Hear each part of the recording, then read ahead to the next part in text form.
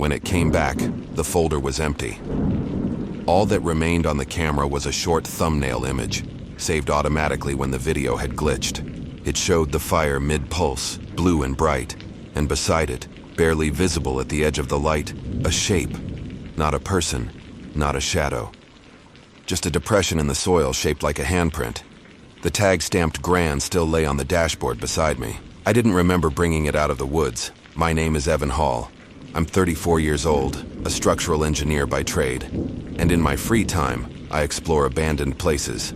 It started as a curiosity during college, an old textile mill near Providence that had been slated for demolition. I went in with a cheap flashlight, the wrong shoes, and that reckless sense of invincibility you only get before 30. Since then, I've been inside collapsed breweries, derelict farmhouses, forgotten hotels, even a disused missile silo in Nevada. I film my explorations for a small YouTube channel. Nothing fancy, no horror music, no jump cuts, just raw footage and commentary about how these structures were built, how they failed, and what they tell you about the people who left. The one rule I've always followed is to research the property first. Deeds, history, floor plans if possible. No surprises, but sometimes information is scarce and that's where the danger starts. The place that changed everything wasn't even on my list. It was an accident. Late last August, I was driving through northern Pennsylvania, cutting through the Allegheny Highlands on my way to shoot an old paper mill near the town of Sheffield. The mill had burned in 1998. I'd gotten permission from the county to film what was left, but about 10 miles short of town, the road twisted through thick forest, and a side lane appeared, one of those narrow, overgrown routes where the asphalt ends after 30 feet, and trees lean in like they're whispering. There was a rusted sign barely visible behind the brush. The letters were peeled away, but I could still make out part of a name. Weller. I pulled over to photograph it, thinking maybe I'd look it up later. But the GPS flickered. Just a brief hiccup.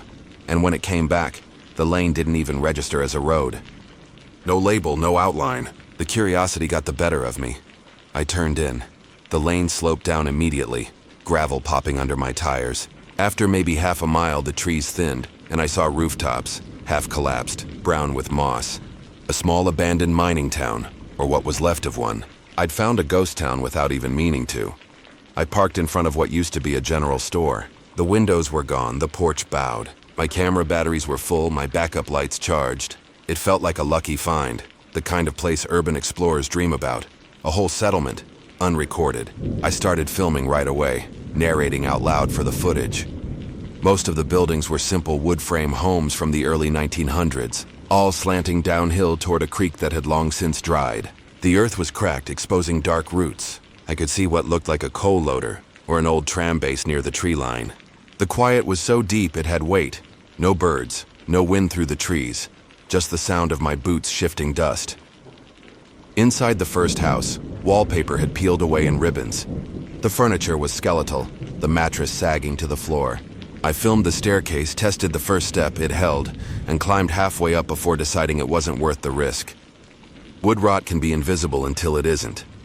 At the back of the property, I found a small shed. The roof was gone, the door hanging by one hinge. Tools still lined the walls, rusted picks, shovels, lantern brackets. A handwritten note was pinned to the inside of the door, paper faded to brown. The pencil was nearly gone, but I could still make out 3 words, "Leave Weller alone." It felt theatrical, maybe some kid's prank. Still, the phrasing struck me. Usually these warnings are more direct. No trespassing, keep out, danger. But this was more like advice. Leave Weller alone. I filmed it, commented on the handwriting, then stepped back into the light. The air was oddly still. No hum of insects. My breath sounded too loud in my ears. By the time I'd explored 5 or 6 structures, I noticed something subtle but wrong with the ground. It was soft, not mud, but like the earth had hollow pockets. Each step had a faint give. I looked for sinkhole signs or old mine shafts, but nothing was marked. Mining towns often have subsidence issues. It's common for voids to form where tunnels collapse. I made a mental note to stick near the center street and avoid walking behind the houses. Around midday, I reached what must have been the town hall or main office. Brick construction, rare for small settlements, and still mostly intact. A flagpole leaned beside the entrance, flag long gone. Inside, light filtered through a hole in the ceiling, scattering across old filing cabinets. Most were overturned. papers fused into lumps from years of damp. One drawer was still closed. I pulled it open and found brittle folders labeled Employee Records, 1953, 1956. The last entry was dated May 9th, 1956, signed Foreman L. Gran. Under remarks, it read, Operations suspended indefinitely. Evacuation ordered by county surveyor. Do not return until further notice. That gave me pause. I knew most coal and mineral towns died from bankruptcy, but evacuation ordered suggested something else. Subsidence, chemical runoff, or even underground fire. Centralia, a town not far from here, was evacuated for exactly that reason. A coal seam fire that's been burning for decades. Maybe Weller was a similar case. I set my camera down on the desk, panning slowly across the room. Dust swirled in the beam of sunlight, particles moving in synchronized spirals. I remember the quiet so distinctly that when a click echoed from the far door, I jumped. It was probably just a loose hinge, but I checked anyway. The back door hung open, swaying gently though there was no wind. I stepped outside. Behind the building, a narrow path led uphill. It looked traveled, not by vehicles, but by something, foot traffic maybe. The brush was bent, the soil scuffed. At the top of the slope stood another structure, larger and more isolated. Unlike the others, this one still had a roof in decent shape. A faded metal plate over the door read, Surveyor's Office. I hesitated. The note from the shed floated back into my mind. Leave Weller alone. But curiosity wins more often than it should. I climbed the path. The interior smelled of ash and old chemical dust. A drafting table lay overturned, maps scattered beneath. I lifted one. It showed a cross-section of the valley, neat pencil lines marking tunnels beneath the town. The depth measurement surprised me. Some shafts extended hundreds of feet below the surface, overlapping like veins. Then I saw a second note pinned under a broken ruler. North shaft, still breathing. Seal unsuccessful. Keep entry locked. Breathing is a specific mining term. It can refer to air exchange between surface and tunnel. But the word choice paired with unsuccessful seal made me picture something more literal. Something moving under there. I filmed it all, narrating my theories. Likely an underground fire, residual gas, unstable soil. But part of me wanted to find the actual shaft. The map's markings were clear. A main vertical access near the northern ridge, roughly 400 yards from the surveyor's office. I checked my watch, saw it was already 3 p.m., and decided I could reach it and still get back to the car before sunset. That was the plan anyway. The trail narrowed as I went uphill. The trees closed in, making everything feel compressed. The ground had that same soft give, like compacted sponge. Every few yards I heard faint pops, earth settling or the quiet exhale of air escaping through soil fractures. Then the smell changed. Not rot, not sulfur exactly, but metallic. Like ozone after a lightning strike, the map was accurate. I reached a clearing bordered by collapsed timbers and concrete rim, the main shaft entrance. It was wide, circular, lined with old metal braces. A rusted ladder descended into blackness. A steel hatch half-bent lay beside it, as if someone had tried to cover it and failed. I knelt, peering into the dark. No visible movement. My flashlight beam vanished after 20 feet. It should have been sealed. Mines like this are dangerous long after closure. Gas pockets, void collapses. Someone had clearly tried to cover it, maybe decades ago. The air rising from the shaft was cooler than the outside, with a faint rhythmic pull. In, out, in. A true breathing shaft. Pressure differentials can cause that, especially with underground temperature changes. I told myself that, repeated it out loud for the camera. Still, the pattern was unnerving, too steady, like something timed to a pulse. I leaned closer. A faint rattle echoed from deep below, followed by a slow groan of shifting rock. Then, unmistakably, a knock. 1, 2, 3, from somewhere far down. I froze. Breath caught. Sound travels strangely through shafts.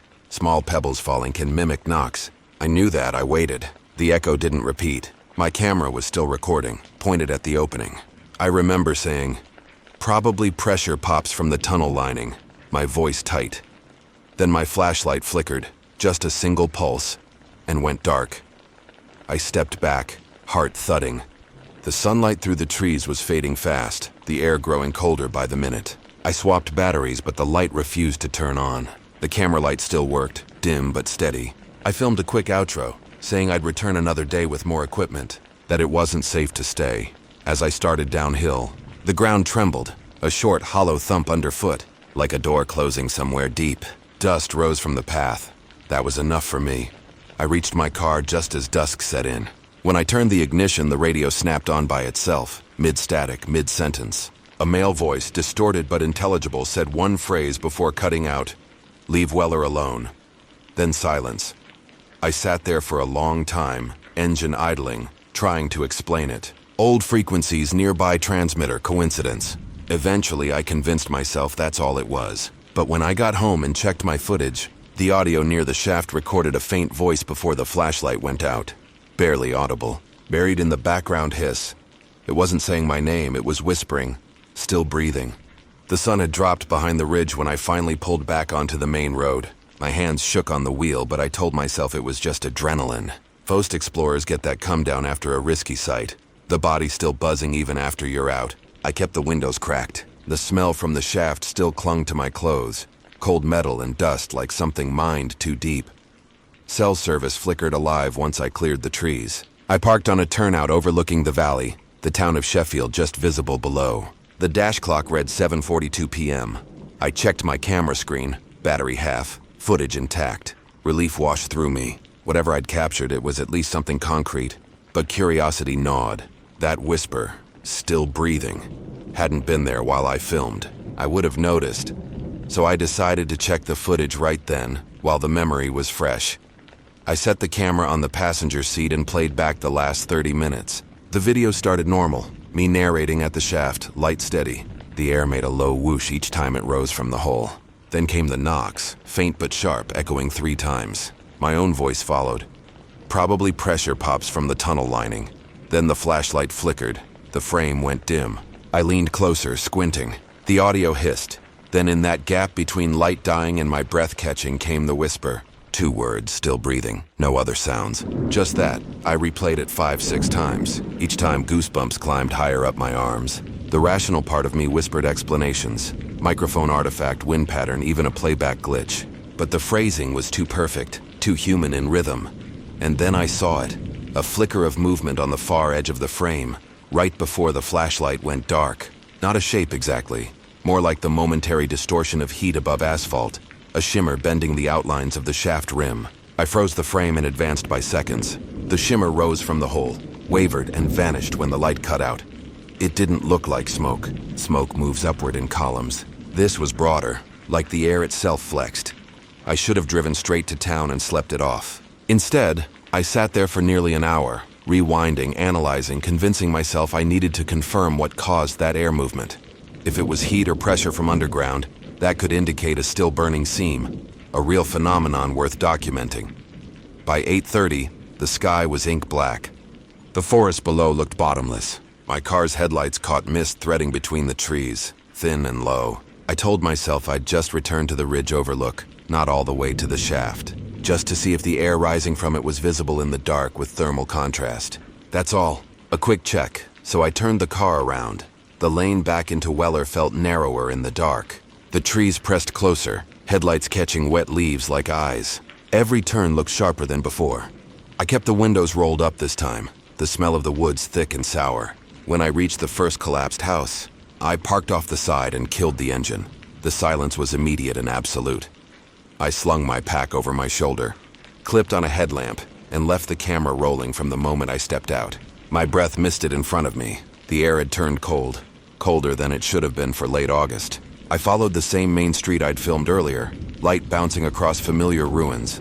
When I passed the shed with the note, I stopped. The paper that had read "Leave Weller alone" was gone. Only the pin remained, stuck in the doorframe. I stared at it for a long time. The breeze carried a faint rasping sound, branches rubbing somewhere far off. The path up to the surveyor's office was worse in the dark. Soft ground, shallow depressions where I'd stepped before. At one point, I heard a muffled thud beneath me like the ground compacting deeper than it should. I froze, testing my footing. No shift. Just that faint hollow sound echoing up through the soil. The office loomed at the top, window glass reflecting my lamp. I stepped inside. Dust hung thick as smoke. My breath stirred it in lazy swirls. The maps were still scattered where I'd left them, though the one showing the tunnels had slid halfway off the table. I picked it up and traced the lines again, confirming what I'd remembered. 5 shafts total. One sealed, four partially collapsed.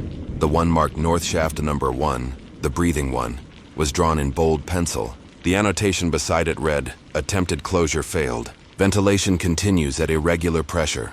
Irregular pressure." That explained the rhythmic air pulses. I filmed a quick clip explaining the finding, panning the camera over the map. My voice sounded steadier than I felt. Then I glanced toward the window and noticed faint light flickering outside. Farther uphill, near where the shaft sat, a soft orange glow, dim and unsteady. For one surreal second, I thought it was someone else up there. Another explorer, or maybe a hunter's lantern. But there were no vehicles on the lane and no trails other than mine. The glow wavered, then sank. I should have turned back. Every rule of exploration says to leave when unexpected light appears. Light means someone, and someone means risk. But I couldn't let it go. If heat was rising from the shaft, it could reflect in the dust or even ignite gases, making that glow. That's what I told myself. I hiked up the slope. The smell hit first. Sharp, metallic again, mixed with something faintly chemical, like heated paint. The ground grew warmer underfoot, subtle but real. I reached the clearing, and the source of light snapped into view.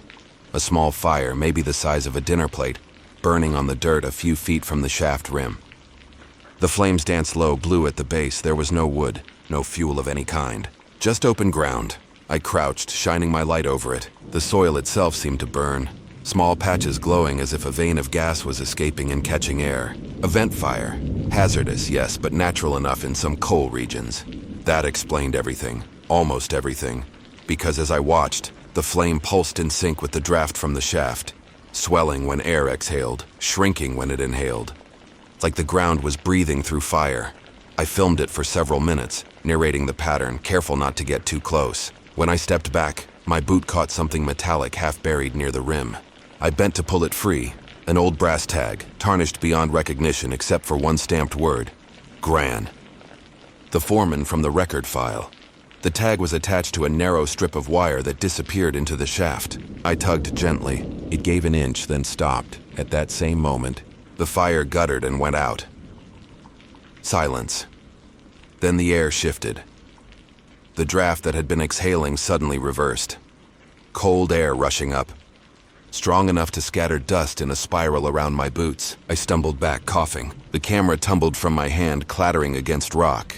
The headlamp beam swung wildly, catching the inner rim of the shaft just long enough for me to see the soil edge crumble. A thin section collapsed inward, vanishing with a hollow thud. I crawled back, heart hammering. My hand stung from gravel cuts. I forced myself to breathe evenly, counting seconds until the draft steadied again. When I reached for the camera, the screen had cracked, but it was still recording, red light steady. The glow of the fire was gone, but a faint orange shimmer lingered deeper in the shaft, pulsing faintly. Heat reflection, I told myself. That's all. I backed down the trail, refusing to turn my light off until I reached the first house. My legs trembled so badly I had to stop twice, leaning against a porch rail to catch my breath. At the car, I threw my pack into the passenger seat and locked the doors out of habit. My pulse refused to slow. I looked at the cracked screen of the camera. The last clip showed a few seconds of blur, then the fire flaring out, followed by that same low breathing sound. Louder this time, so deep it made the speaker vibrate. Then, in the final second before I cut the recording, another sound crept in underneath the hum, the faint, distinct creak of wood bending. I hadn't noticed it at the time, but now I realized what it was, the sound of a door hinge, except there were no doors near that shaft. The only door left in town had been the one on the shed, the one with the missing note. I sat motionless, headlights off, watching the dark lane ahead. For a while, nothing moved. Then a single gust of wind swept down from the ridge, carrying the faint smell of burnt metal and something else almost organic, like old sweat baked into cloth. I started the engine and drove, not caring about the potholes, not caring that my tires threw gravel in arcs. The road didn't look the same. Every turn seemed longer, unfamiliar. Twice I had to brake, certain I'd taken a wrong split, but the GPS refused to load. It stayed frozen on the same gray screen until I hit the main highway again. Only when the forest fell behind me did it flicker back to life. I pulled into a gas station on the outskirts of town, shaking so hard I could barely swipe my card. The attendant gave me a look but said nothing. I bought coffee, sat in the car, and opened the laptop to transfer footage. Every clip transferred fine except the last one, the file from the shaft fire. It showed as corrupted, 0.0 length name blank. I tried renaming it, the system froze. Then the screen flashed blue and restarted. When it came back, the folder was empty. All that remained on the camera was a short thumbnail image, saved automatically when the video had glitched. It showed the fire mid-pulse, blue and bright, and beside it, barely visible at the edge of the light, a shape. Not a person, not a shadow. Just a depression in the soil shaped like a handprint. The tag stamped Gron still lay on the dashboard beside me. I didn't remember bringing it out of the woods. I didn't drive home. I couldn't. The interstate signs blurred past without meaning until I found myself parked in the far corner of a motel lot outside Warren, one of those all-night roadside places with half the bulbs dead in the vacancy sign. I cut the engine and sat there for a long time, staring at the brass tag on the dash. My fingers left sweat marks on the metal. I told myself I'd just book a room, shower, sleep, deal with it in the morning. But that whisper from the recording, still breathing, kept looping through my head until silence felt unbearable. I checked the time. 11:47 p.m. The car clock ticked loud enough to sound alive. Inside the lobby, a tired clerk slid me a keycard without looking up from his phone. Room 12. Out back. I nodded, signed the slip, tried to steady my handwriting. The room smelled like mildew and detergent. I set up my laptop on the small desk, camera beside it. The thumbnail image, the one with the blue flame and the handprint, stared back from the screen. For a long time, I couldn't bring myself to open it again. Instead, I opened a new browser tab and typed Weller, Pennsylvania mining town evacuation 1956. Nothing. No articles. No county notices. Not even a mention on historical databases. It was like the place didn't exist. Only a single genealogical forum thread appeared in the results. Posted years ago. Looking for info on Lawrence Gron, foreman at a defunct coal site near Sheffield, mid-50s. Possible relation to Gron family of Erie. No replies. The forum user's profile was deleted. I stared at the post until the blue of the monitor turned my skin gray. Then I reached for the brass tag again. Under the tarnish, a faint second stamp appeared near the edge. Small numbers, 12-956, probably a date code. December 9th, 1956. That would have been months after the evacuation order in May. So Gron had gone back. My pulse picked up. Maybe he'd gone to check the sealing attempt mentioned on the map. Maybe he'd died there. That could explain the tag near the shaft. Equipment left behind. Washed down by rain. Nothing supernatural about it. Except no one ever recovered him, because the place was never reopened. I clicked the thumbnail at last. The photo filled the screen. Fuzzy, dark camera mid-motion, but clear enough to see the soil pattern at the edge of the fire. I zoomed in. The handprint wasn't a depression like I remembered. It was raised. The soil bulged upward, fingers arched. I shut the laptop. The silence of the room felt liquid, pressing against my ears. Through the window, the parking lot lights hummed faintly, insects swirling beneath them like static. I tried to lie down. The bed groaned under my weight, springs old and uneven. I kept the lamp on, telling myself it was for convenience if I needed to write notes. Truth was, I didn't trust the dark to stay empty. At 12:36 a.m., my phone vibrated on the nightstand. I flinched so hard the lampshade rattled. The caller ID showed unknown. I hesitated, thumb hovering, then answered. Nothing, just open static. Soft and distant, like air moving through a tunnel. I spoke. Hello? Static deepened, almost rhythmic, then faint and far away. A sound I recognized, the hollow thump of earth settling. The same sound I'd heard beneath my boots on that path. I hung up and switched the phone to airplane mode. The room was suddenly too quiet, like the walls were absorbing sound instead of reflecting it. I poured coffee from the in-room pot just to have noise. The smell was burnt plastic, but it grounded me. I sat back at the desk, opened the camera again. The file list remained empty, no footage. But when I checked the audio folder, one file remained, dated incorrectly as 12/09/56, the same date as the tag. The system must have glitched, I told myself. Corrupted metadata. But curiosity won again. I hit play. The file began with the hiss of background air, followed by the faint hum of my own earlier recording. Then a voice, mine, saying, "Okay, I'm backing down the trail." But after that, the clip continued beyond where I remembered cutting it. New sounds entered. Footsteps, slow, deliberate, crunching gravel. A door creaked open. hinge dragging, and someone whispered something low, too distorted to make out. My heart thudded against the desk. The audio ended with 3 knocks. I shut the laptop again and pressed my palms to my eyes until colors bloomed behind them. I could rationalize each part individually: a microphone glitch, a sync error, accidental pocket recording, but together, they formed a chain of cause and effect that didn't belong to any camera. It felt like the town wasn't done breathing. By 1:20 a.m., I couldn't sit still. I packed the laptop, the tag, the camera, shoved everything into my bag. I told myself I was leaving, truly leaving. The problem was I didn't know which way felt like a way. The drive south should have been straightforward, but half an hour later I realized I'd missed the highway entirely. The GPS spun in circles, buffering between coordinates. When it finally reloaded, the map glowed unfamiliar. Route 89 north, back toward the mountains. I laughed, sharp, humorless. Then, against every instinct, I kept driving. The road narrowed again. Mist clung low to the ditches. When I passed the same rusted Weller sign, part of me wasn't even surprised. It felt inevitable, like being pulled along by gravity rather than choice. At the junction, I stopped the car, headlights cutting a pale tunnel through the fog. The forest ahead waited, silent, black, endless. I told myself I'd just film a closing statement for the video, something explaining why I'd never upload the footage. Closure, that's all. The engine idled as I set up the camera on the dashboard. I pressed record. August 28th, 11:54 p.m. I paused, realizing the clock was wrong again. Correction, about 1 in the morning. This is Evan Hall. I'm outside Weller. I came back because I stopped. Because what? Because the footage was corrupted? Because a voice had called me? Because a date from 70 years ago had appeared on my SD card?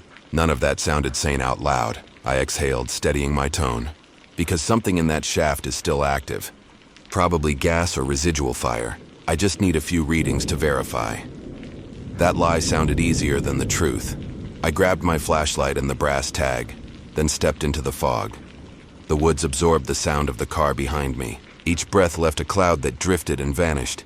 The path to town looked flatter now, easier to walk, as if the ground itself had settled since earlier. The smell of burnt metal lingered faintly, a ghost of heat.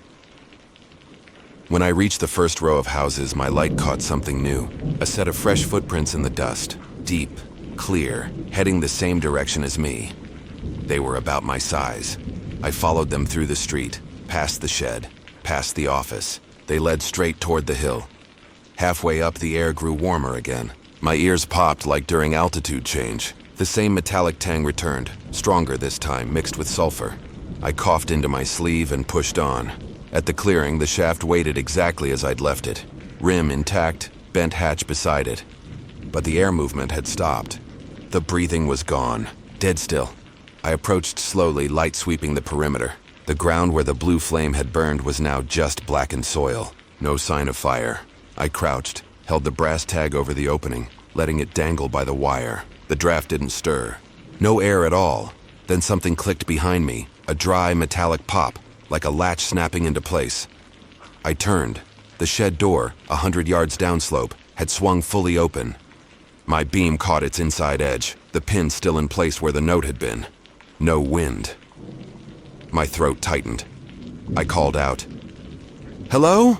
My voice cracked halfway through the word. The silence after was absolute. I took one step back toward the path and felt the ground give beneath my heel. A hollow pocket, shallow but sudden.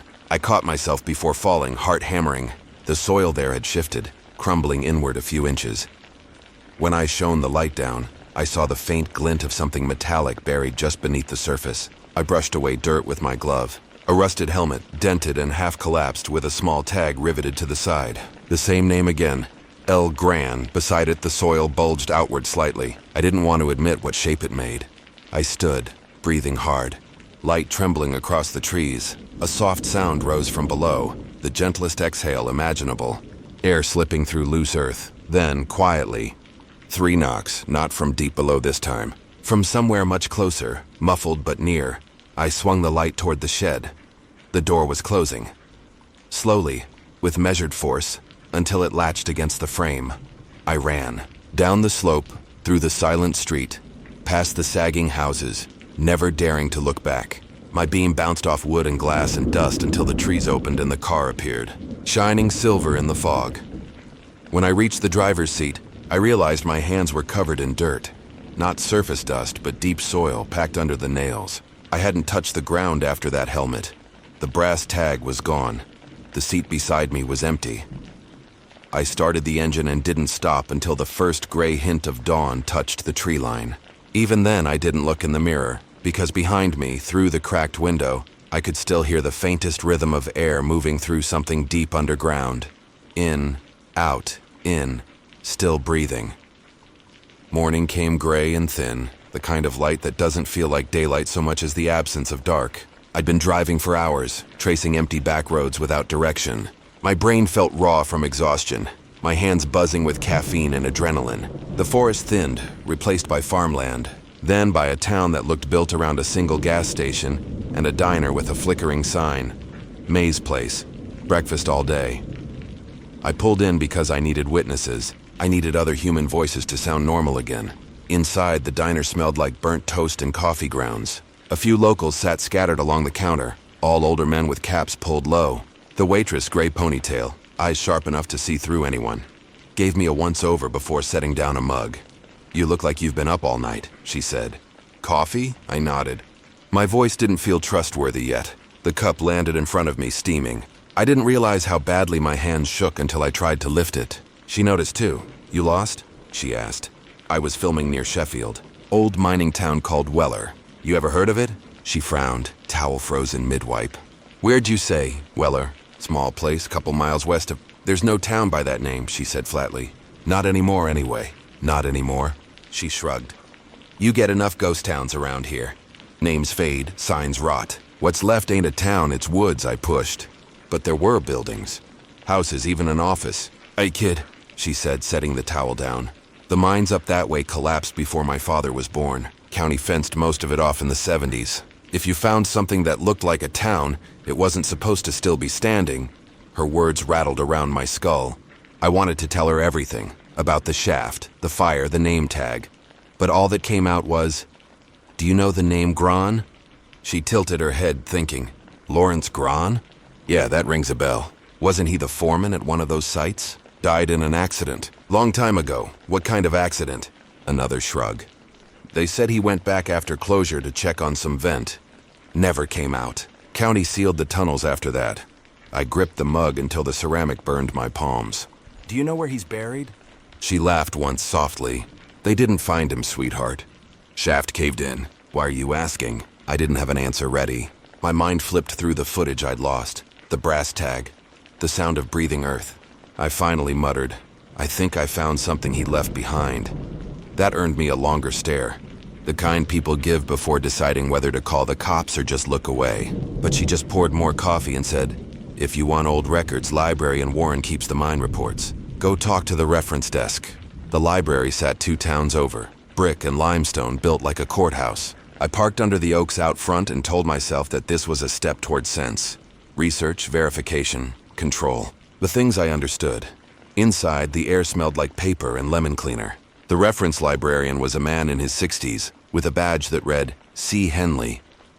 He listened politely as I explained I was researching historical mining closures for a documentary. "It was easier than saying the truth, Weller, you said?" he asked, typing into an ancient terminal. "Yes. Evacuated in 1956, I think." He frowned at the screen. "That's odd. I've got the county index from that decade, but there's no Weller listed under either coal or ore operations. Closest is Wilmer Creek, closed 1949. Could Weller have been a company name? Maybe the settlement didn't make the registry." He clicked through another few menus, lips pursed. "There is one report here marked confidential closure, Northwestern Survey Zone. No town name, just coordinates. May I see that tag again?" I hesitated. The brass was in my pocket, heavy and cold. I set it on the desk carefully. He adjusted his glasses and peered at the engraving. Foreman L. Gran, serial number 1238. Date code, December 9th, 1956. Huh. He typed the number into his system. "This matches a personnel record from the Northwestern Mineral Survey, but the file's flagged restricted." "Restricted?" I asked. "From the 50s? He leaned closer to the screen. "Apparently, yes. Most of these old closures were made public decades ago, but this one's sealed under environmental safety. I can print what's visible. The printer groaned to life. He handed me a single page. Most of it was redacted with thick black bars, but a few lines stood out. Project site, W, obscured. Date, DC 1956. Incident, subsurface vent failure, resulting in loss of personnel. 1. Note, secondary gas release, observed unknown composition. Recommend complete site abandonment and record suppression. Henley looked up. That's about all I can give you. Whatever happened there, someone didn't want it on the books. I stared at the page until the text blurred. Loss of personnel, I repeated softly. Gone, he nodded slowly. That'd be my guess. I thanked him and left before my legs could show how unsteady they felt. Back in the car, I unfolded the printout again. Unknown composition. The phrase clung like a splinter. Gas leaks happen, methane, hydrogen sulfide, coal seam fires. But record suppression didn't fit with any normal hazard. Even dangerous mines get documented, unless the danger was still active. The thought made my chest tighten. Needed proof that Weller existed at all, that I hadn't. Wandered into some unmapped hollow and imagined everything. So I opened my laptop, connected to the library Wi-Fi and pulled up topographic maps. The region west of Sheffield showed nothing but forest. But zooming in revealed a faint rectangular pattern where the lane had branched off the highway. I cross-referenced with historic aerials from 1950. There it was, a cluster of rooftops. Small but real, Weller mining camp. In the next image, from 1960, the land appeared empty again. No ruins, no trace. 10 years between existence and erasure. My reflection in the laptop screen looked foreign. Gray eyes bloodshot, dirt still in the creases of my hands. I shut the computer and leaned back, staring at the ceiling of the car. The air smelled like sweat and old fabric. I'd spent half my life exploring dead places, but this was the first time one had felt like it was looking back. I drove to the county records office that afternoon, half expecting to be turned away. A clerk at the counter handed me a visitor badge and pointed to a hallway lined with filing cabinets. I searched under mine, Weller, Survey, Northwestern, Gran. Nothing. Finally, I found a thin folder misfiled under miscellaneous settlements. Inside were 2 documents, a census sheet from 1954 listing 32 residents, and a hand-typed memo dated June 1956 to County Board, per site evaluation. Subsurface instability exceeds safe thresholds. Evacuation to be executed within 30 days. Note, ventilation activity persists despite shaft sealing. Recommend minimal public notice to avoid speculation. Ventilation activity. The same phrase from the map. I took photos of everything with my phone. Heart pounding. Proof. Real paper proof. But as I was leaving, a man in a county maintenance jacket stepped out of the back office. He glanced at the papers in my hand, then at me. Where'd you get those? He asked. Public file, I said. He frowned. Those should have been pulled. We had an order to clear anything from that district last month. Why? Environmental audit. Some old wells leaking gas again. He looked me over more carefully. You been out there? I hesitated. Briefly, he shook his head. Don't go back. They never capped it right. Ground's full of voids. Last guy who tried exploring near the North Ridge almost went through. Who? I asked, but he was already turning away. By evening, the sky had gone yellow-gray, heavy with rain. I found myself back on the same highway without remembering choosing it. The miles between towns blurred into a single strip of damp asphalt. The sensible part of me said to keep driving south until the forest vanished in the rearview mirror. But curiosity, the same impulse that had sent me into that first collapsed house, itched beneath the fear. One more look, I told myself. Just to see the daylight version, to prove that the town hadn't vanished overnight. When I reached the turnoff, the rusted Weller sign was gone. Only the post remained, splintered at the base. I parked anyway. The air smelled like rain and cold iron. Mist hung low, clinging to the treetops. I walked 20 yards down the lane before I realized the ground was different, firmer, the gravel rearranged, like someone had driven heavy equipment through. At the clearing where the first house had stood, there was nothing. No boards, no porch, no trace. Just raw earth, darker than the soil around it like a scar. I turned slowly, scanning the tree line. The town was gone, all of it. I backed toward the car, pulse thudding. The lane behind me looked narrower now, edges caving in with rain. The forest pressed closer, swallowing distance. When I reached the car door, my hand trembled on the handle. I looked down and saw fresh mud streaking my fingers. Dark gray, gritty, the same color as the soil around the shaft. I hadn't touched the ground. Inside, the passenger seat creaked. Something metallic rolled against the console and dropped to the floor with a dull clink. The brass tag. I stared at it for a long time, heartbeat in my throat. The wire attached to it was bent, fresh dirt clinging to the edge where the numbers were stamped. The date had changed. It no longer read 12/9/56, now it said 8/29/25 today.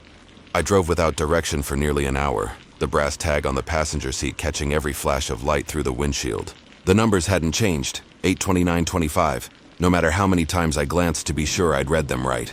My camera, my laptop, my phone, all machines built to record the world exactly as it was. Yet every piece of evidence I gathered from Weller seemed to change once I left it.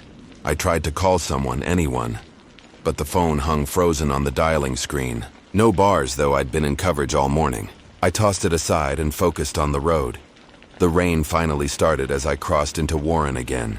Thin streaks first, then a steady curtain. The wipers squealed against the glass. My brain felt like wet cardboard, soft and sagging under its own weight. I needed something solid to hold on to, some human confirmation that I hadn't imagined the town. The county building was still open when I arrived. I parked crooked and half ran through the rain, my shoes leaving tracks on the tile. The clerk from earlier, the man in the maintenance jacket, was behind the counter this time, flipping through a binder. "Sir," I started, breathing hard. I was out near the closure site again. "The structures are gone, all of them. Do you know if anyone cleared the area today?" He blinked at me slowly. "Cleared what area?" "Weller. The mining camp west of Sheffield." His brow furrowed. "There's no active clearance out there. The place burned out decades ago. No, listen." I reached into my pocket and dropped the tag onto the counter. This was recovered yesterday. Lawrence Gron, foreman. It had a 1956 date stamp. Now it reads today. "How is that possible?" He stared at it, then at me. "You're sure that's from Weller?" "Yes," he lifted it, turned it over. "Never heard of this name," he muttered. "Could be a forgery. Why would I forge a date?" He set the tag down, expression tightening. "Because if you were trespassing on restricted land and something went wrong, it'd be convenient to make it look historic. You said you went out there yesterday?" "I filmed the site," I said. "I have footage, maps, documentation. The mine still vents gas. That area isn't sealed." He sighed, rubbing his temple. "Look, you want my advice? Stop digging. There's a reason nobody keeps records of that place. We get auditors, surveyors, kids with cameras. They all think they found the next Centralia. Nothing ever comes of it except lost equipment and complaints about missing time." "Missing time?" I echoed. He hesitated, clearly wishing he'd said less. "People get turned around up there. Compass drift, bad GPS. The coal seam messes with instruments. That's all. But the town, there's no town." His tone flattened to an ending. "There hasn't been for 70 years. I stood there a moment longer, rainwater dripping from my sleeves, before realizing the conversation was over. Outside, the air smelled like asphalt and static. I walked to the car, opened the door, and stopped. The tag wasn't where I'd left it. It sat on the driver's seat, balanced upright against the steering wheel like someone had placed it there carefully. The wire was straightened now, freshly polished. I swallowed hard. My reflection in the windshield looked pale and stretched. "Get a grip," I muttered, snatching it up. It was just metal. Maybe I'd set it there without remembering. Lack of sleep, stress, it could explain all of this. I started the engine. The radio flicked on automatically. At first only static. Then a thin, irregular pulse rose beneath it, a beat spaced like breathing. I switched stations. The pulse followed. I turned it off. The silence that replaced it felt too heavy, pressing against my ribs. I drove to the motel instead of home. It wasn't bravery. It was proximity. My house was 6 hours away. I didn't trust myself to make it that far. The same clerk from last night gave me the same room without comment. Inside, I threw my pack on the bed and set the tag on the nightstand. Its reflection shimmered faintly in the lamplight, surface warped by age. I opened my laptop, plugged in the camera. The files loaded slow. A folder blinked into view. Recovered 82925. I froze. That folder hadn't been there before. I clicked it. A single video filled the screen, time-stamped 8:29:25, 2:43 minutes long. The preview image was dark, faint outlines barely visible. I pressed play. The first few seconds were nothing but black and static hiss. Then a frame resolved. The interior of the survey office, dust falling through flashlight beams. My voice spoke from behind the camera, testing audio. 8:29, 2 p.m., exploring vent patterns. My blood ran cold. I hadn't filmed that. I'd never gone back inside the office during the day. The footage panned slowly to the drafting table. The map of tunnels lay there again, unrolled, the edges fluttering in some unseen breeze. The camera tilted down, zooming on a section labeled North Shaft. Someone's hand entered the frame, my hand, and circled a spot near the bottom margin with a pencil. Then the pencil paused, and the voice on the recording, my voice, said, "Clear as glass, we never sealed it." The image flickered. The paper rippled like water, then everything cut to black. The playback bar reached its end. I stared at the screen for a long time before realizing I was holding my breath. When I finally exhaled, the sound trembled. The logical explanations unraveled one by one. Maybe the timestamp had reset. Maybe the clip was an old recording I'd forgotten. But the camera metadata listed the capture time as today at 2:06 p.m., the exact hour I'd been standing in the county office. I hadn't touched the camera since. I shut the laptop, unplugged it, unplugged everything. Then I took the tag, wrapped it in a towel, and shoved it deep in my backpack. If it was triggering the electronics somehow, magnetism, residue, whatever, keeping it insulated might help. The rain deepened outside, wind pressing the curtains inward. I lay back on the bed, eyes fixed on the ceiling, and listened to the hum of the motel's plumbing. At least the sound proved the building was still real. Sometime near dusk, the lights flickered. Once, twice, then the power went out. Silence swallowed everything but the hiss of rain. My pulse filled the space where sound should be. I reached for my phone, still dead. No signal, no charge indicator. I tried the camera. Its screen stayed black. The darkness thickened, swallowing edges. From the far corner of the room came a soft metallic tap. Then another. I sat up slowly. A third tap, closer now. Something striking the metal vent cover near the floor. The same slow rhythm I'd heard underground. In, out. I stood, moving toward it, one hand stretched ahead. My fingers brushed cool metal. The tapping stopped. For a second I thought I'd imagined it. Then a low breath drifted through the vent, cold air, faintly metallic. I stepped back fast, bumping the nightstand. The backpack toppled. The wrapped towel spilled open. The brass tag rolled out. Its edge caught the lightning flash through the window, just enough light to see that the surface had changed again. Not the numbers this time, the name. Where it once said L. Gran, it now read E. Hall. I stared until my throat went dry. Rain hammered the roof. Somewhere beneath the floor, the vent sighed again. I grabbed the tag, threw it into the sink, and twisted the faucet open full. Water splashed cold over my hands, pooling brown as rust leached off the metal. Steam rose even though the tap ran cold. The metal clinked against porcelain, shifting with each surge of water. When I dared to look again, the letters were gone. Worn smooth, blank surface gleaming. The air in the room grew heavy, pressing in from all sides. My chest hurt like being deep underwater. I killed the faucet. The drain gurgled, slow and uneven, like air pulling through a narrow pipe. That same rhythm again. In, out. I stepped back into the room. Every instinct screamed to run, but to where? I couldn't face that road again, not tonight. I sat on the bed, soaking wet, shaking, and told myself this was all chemical. Gas exposure, maybe. Carbon monoxide from those vents. Hallucinations. Time distortion. It had to be something measurable. Outside, a thunderclap rolled through the valley, low and drawn out. For a heartbeat, the walls vibrated, and dust fell from the ceiling vent in a faint gray stream. I thought about what I'd said in the video. We never sealed it. If the mine was still venting, then the gas had to escape somewhere. Maybe it wasn't just the shaft that breathed. Maybe it spread through cracks, through soil, through plumbing lines.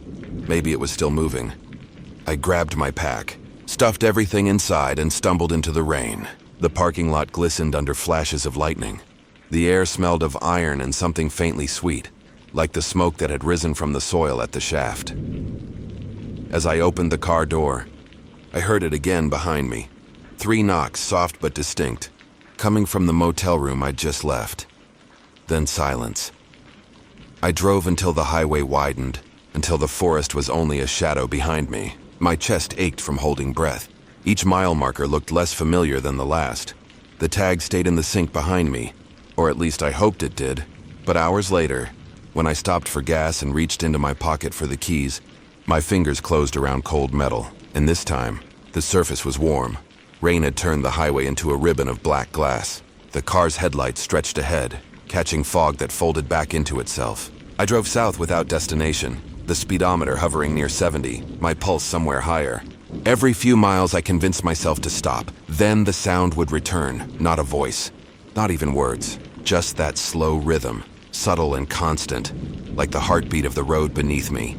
In, out. I could feel it through the steering wheel. Faint tremors timed perfectly with the pulse in my wrists. I told myself it was mechanical. Tires on uneven asphalt, air pressure, fatigue. But it didn't stop when I pulled onto the shoulder. The vibration followed, soft as breath, through the frame of the car. I shut the engine off. The sound remained. Outside, the night was black enough to erase distance. Trees lined both sides of the road, dripping water from their canopies. The wind carried the smell of wet iron, faint, familiar. My stomach turned at the recognition. I stepped out, rain soaking my shirt in seconds. The air was warm, dense. When I crouched, palm flat on the asphalt, I felt it. A faint current of air rising through cracks in the road surface. Gas venting. It had to be. The mine system probably extended farther than anyone realized. If the underground tunnels ran beneath these hills, pressure could be pushing gas upward through fractures even miles away. The breathing I'd heard wasn't alive, it was the earth exhaling. A rational explanation. A dangerous one. I pulled my phone from my pocket. Still no signal, no GPS lock, but the flashlight worked. I followed the road a short distance until I found a small pull-off and a field access gate. The sign read, "Private property, natural gas Cumber line access." That gave me pause. If a pipeline ran through here, the venting might not be from the mine at all. It could be a rupture, methane or carbon dioxide escaping under pressure. That would explain everything. The heat, the odor, the hallucinations. Even the sounds in the motel could have been caused by low oxygen levels. I clung to the logic because it was all I had left. I grabbed my camera from the seat and started filming, panning across the wet road and the gate sign. My voice sounded hoarse. August 29th, early morning, approximately 3 a.m., location unknown, somewhere south of Sheffield. Possible gas leak from the old Weller seam, or secondary vent from line access, testing for draft movement. I knelt by the ground, holding the mic low. The hiss was faint but present, steady. Then, faintly, the sound deepened. Less hiss, more pulse. In, out. Pressure cycling. That's all. But when I angled the light, I saw the road's surface move. Not visibly shifting, just a shimmer. As if air displaced the thin film of rainwater in patterns. Perfect circles radiating outward. I should have left. Instead, I stepped closer, my boots sinking half an inch into softened asphalt. The air at my ankles was warm, rising like breath. I filmed everything, narrating, pretending the explanation was scientific. Then the light flickered. My phone blinked to black for a fraction of a second, just long enough to feel like a blink, and when it came back, the recording timer had reset to 0. The road beneath me thudded once, deep enough to feel in my ribs. The vibration rolled outward in a low wave, rattling the guardrail. Pressure collapse, I told myself. Underground chamber equalizing. I backed toward the car, heart pounding, every survival instinct finally screaming enough.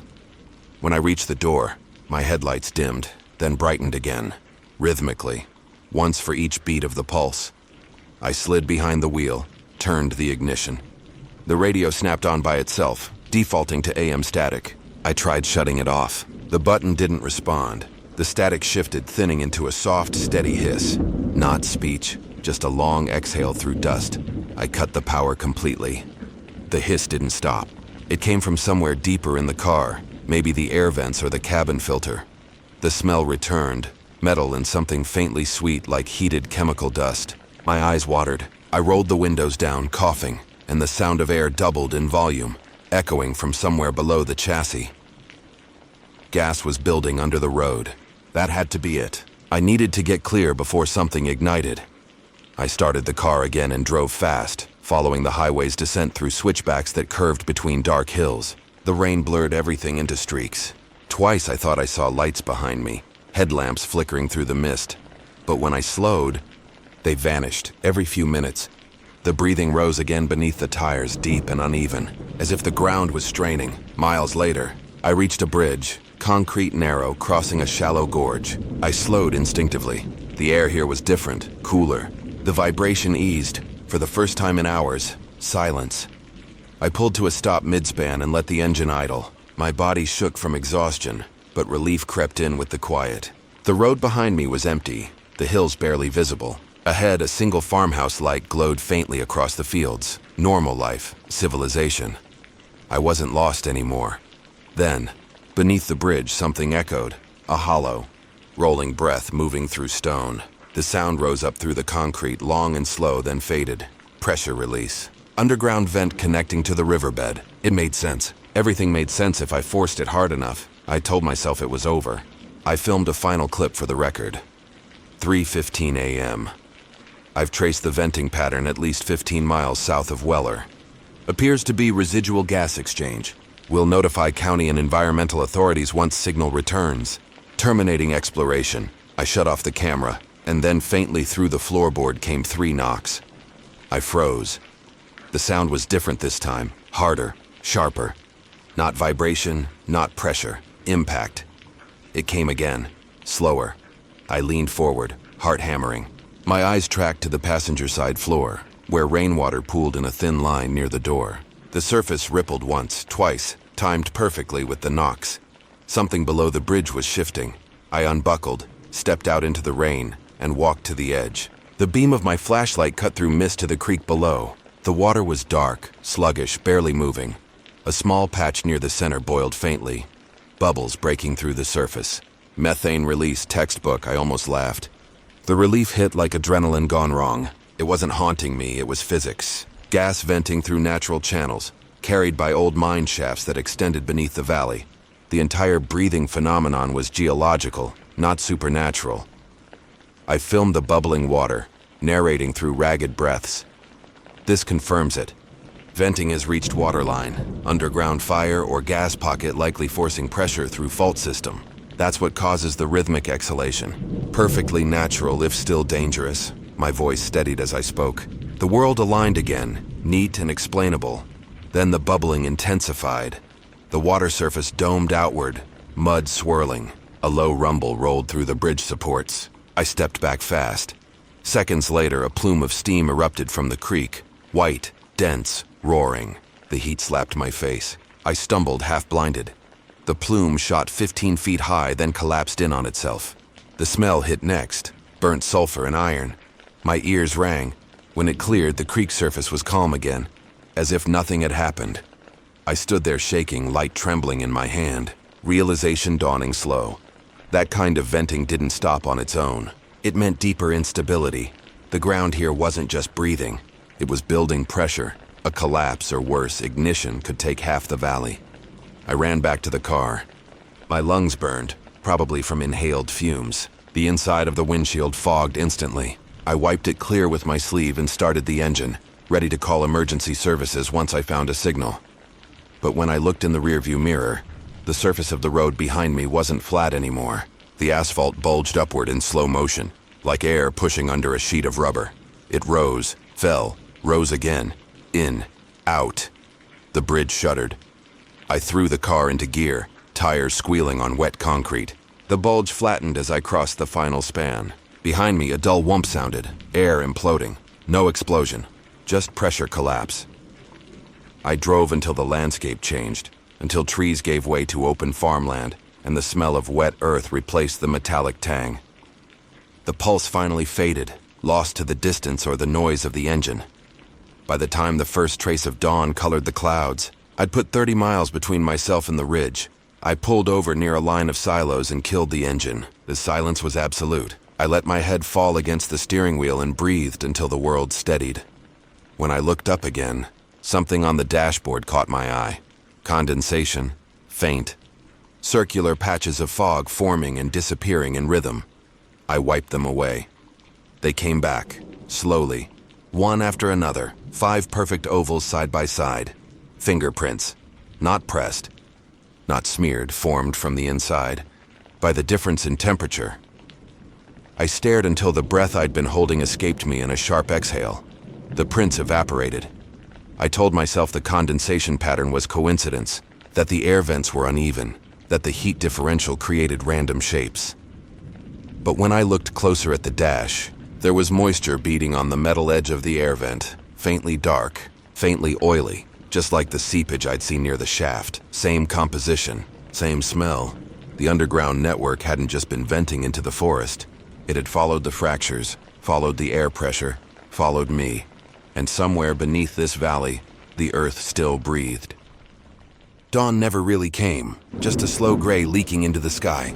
The world looked bleached as if color had given up. My car sat on the shoulder outside a wheat field, engine cooling in small ticks. I hadn't slept in 30 hours. My clothes still smelled faintly of sulfur, the inside of my lungs raw from breathing air that didn't belong above ground. I had two options: drive until I hit a populated town and hand over everything, or turn back and seal the source myself before it ruptured.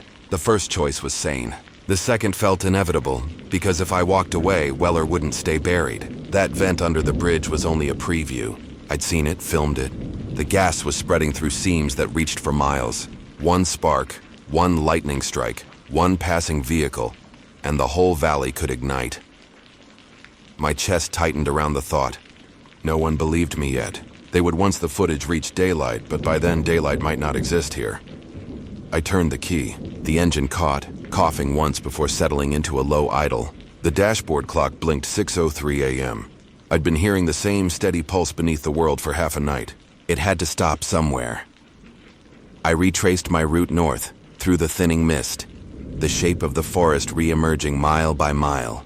The road toward Weller looked different in daylight, less like a path, more like a wound reopening. Patches of new asphalt glistened dark against old recent repairs that didn't exist yesterday. The signpost was still gone, just a hollow rectangle of air where the letters had been. I parked before the first turn and stepped out. The air was still, too still. Even the usual morning insects were silent. When I reached the ridge overlooking the valley, my breath caught. Weller was visible again. Houses, tilted and skeletal. The roofline of the survey office, the glint of broken windows catching weak sun. The town had reappeared exactly where it had vanished 24 hours ago. A trick of light, I told myself. Fog clearing, perspective shifting, but deep down I understood the town wasn't gone. It had only been covered, sealed beneath its own collapse, and the venting pressure had raised it again, like something exhaling from below. I started down the slope. The ground felt hollow, each step echoing slightly. My boots sank half an inch with every stride. I moved carefully, keeping my weight spread. The smell grew stronger near the town's edge, raw iron and oil. The first house I reached looked identical to yesterday, down to the warped porch boards. Inside, dust drifted in beams of thin light. My camera came alive the moment I switched it on. The recording indicator blinked red. "This is Evan Hall," I said aloud, voice hoarse. 6:48 a.m., returning to the Weller site. Structural collapse appears incomplete. Venting likely active. Proceeding to the main shaft to assess pressure buildup. Talking helped keep fear in its lane. I filmed everything. The sagging walls, the open shed door, the hillside beyond. When I reached the survey office, the smell sharpened. Sweet, chemical, almost like antifreeze. I stepped inside and found the same map still pinned beneath the broken ruler, except now the edges trembled slightly, paper rising and falling in perfect rhythm with the drafts coming. Through the floorboards, ground under the building was breathing. Followed the sound uphill to the clearing. The shaft rim glistened wet in the early light. The metal braces slick with condensation. The air rising from the hole pulsed visibly, a shimmer distorting the view like heat haze. A faint rumble rolled up every few seconds, followed by that hollow exhale. I crouched, camera steady. "Pressure gradient is increasing," I narrated. "Suggest imminent collapse or vent eruption. Recommending full evacuation of the valley. If anyone can hear this, contact state geological or emergency services immediately." The wind shifted, carrying the heat into my face. My skin prickled. Then came the first fracture sound, a low, brittle snap beneath the surface. I stepped back, scanning the soil for movement. Another crack echoed from below, louder this time, followed by a hiss that rose into a steady roar. The air temperature spiked 10 degrees in seconds. My hair lifted in the static. I knew what was happening before I could admit it. Underground ignition. The gas had reached flashpoint somewhere deeper in the tunnel network. It hadn't erupted yet, but it would soon, once the pressure found release. I turned and ran. The ground flexed underfoot, buckling in small ripples that chased my steps. The roar deepened like wind through a canyon. I reached the first house when the sound peaked, a long, rising note that ended in silence. For one heartbeat, everything held. Then the hill behind me lifted. It didn't explode outward so much as surge upward, a silent bloom of dust and soil rising in a column. Air slammed into my back, hurling me against a porch post. The world went white, then brown, then soundless. When I could hear again, it was a single tone, high and thin, like feedback. I rolled onto my side, coughing. The sky was a smear of smoke and dirt. The shaft clearing had vanished beneath a crater that glowed faintly at its edges. Flames licked through seams of rock, blue and ghost-like, feeding on invisible fuel. I staggered to my feet. The entire valley moved in slow waves, the ground sighing with each exhale of escaping gas. The air shimmered, warping the horizon. I stumbled toward the ridge, half blind, every breath burning my throat. The camera was still in my hand, red light blinking through grime. I didn't remember holding on to it. I aimed it back at the valley, filming the slow rhythmic rise and fall of the ground. "It's venting," I rasped. "The entire system's venting. If anyone finds this footage, do not enter the Weller zone. The ground isn't stable. It's..." A shockwave cut me off, throwing me to my knees. The main crater contracted suddenly, then expanded with a violent rush of air. The sound was almost human, a long, guttural exhale through stone, then silence. The dust hung like fog, shifting in slow, lazy spirals. I forced myself up and climbed until the trees thickened again. By the time I reached the road, my clothes were coated in fine gray ash. I kept walking. No cars passed. No birds sang. At the highway, I found my vehicle where I'd left it, half buried in dust. The engine started on the first try. I drove without looking back. By noon, I reached a volunteer fire station near Kane and pulled into the lot. 2 men in yellow jackets stood outside, drinking coffee. They watched me climb out, covered in soot, eyes probably wide as dinner plates. "Sir," one called. "You all right?" "There's been a vent collapse," I managed. "Old mine site near Sheffield. You need to evacuate that valley." They exchanged a look. "Which valley?" "Weller," I said. Their faces didn't change. The older one frowned. "You mean Wilmer Creek? We don't have a Weller zone." I shook my head. "No, Weller. I have footage. Maps." He stepped closer, hands up like calming an animal. "Slow down. What's your name?" "Evan Hall, structural engineer. There's gas venting, ignition risk. You have to send a crew." They led me inside, sat me down, called dispatch. The younger firefighter repeated my report word for word. Then he hung up and said quietly, "County says there's no record of a Weller evacuation zone. Closest active mine's 30 miles west." My chest hollowed. "I saw it," I said. "I filmed it. It's real." He nodded like he'd heard this kind of thing before. "We'll check it out, sir. You just sit tight." I waited, shivering despite the heat. The smell of burnt metal clung to me. Every few seconds, the building creaked as wind pushed through the vents, and my whole body tensed at the sound. When they left the room to make another call, I opened my bag.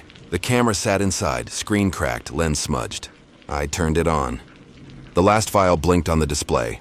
Rec 82925 final. Runtime, 07:14 minutes. I pressed play. The footage showed the valley from the ridge, dust still rising. Then the camera tilted down. Across the ground, barely visible under the haze. The soil flexed in perfect rhythm, in, out. In the audio captured my own voice, ragged. "If anyone finds this, leave it buried."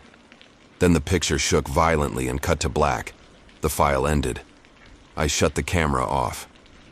Outside, the wind rose again, whistling through the station's ducts. The sound deepened, cyclical, measured.